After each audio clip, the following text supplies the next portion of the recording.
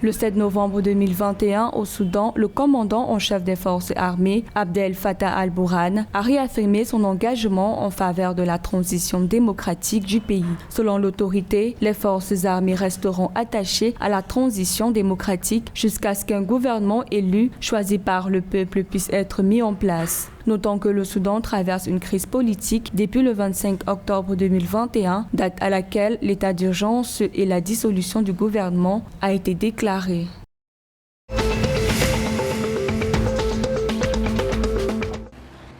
Le 5 novembre 2021, en Éthiopie, 9 groupes rebelles ont annoncé la création d'une alliance contre le gouvernement du Premier ministre Abiy Ahmed avec 7 autres organisations moins connues. Selon les groupes rebelles, il s'agit des groupes issus des diverses régions du pays, notamment Gambela, Afar, Somalie et Bénichangul-Gumuz. Toutefois, rappelons que c'est depuis plus d'un an que le gouvernement fédéral est en guerre contre les combattants du Front populaire de libération du Tigré qui ont récemment progressé au-delà de leur région, notamment dans l'Amhara.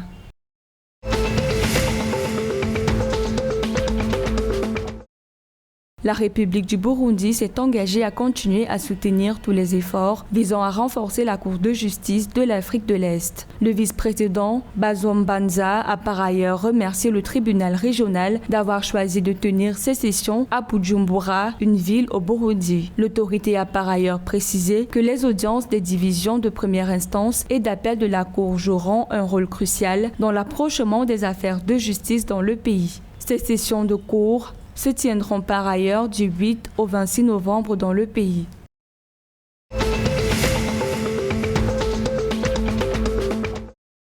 Le 7 novembre 2021, les forces de sécurité ont arrêté 12 terroristes d'Al-Shabaab dans le sud de la Somalie. Cette arrestation a été faite lors d'une opération du groupe armé Baidoa, capitale administrative du pays. Toutefois, les forces de la défense présentes lors de ces arrestations se sont par ailleurs dites engagées à protéger le peuple contre toute offensive qui sera menée dans le pays.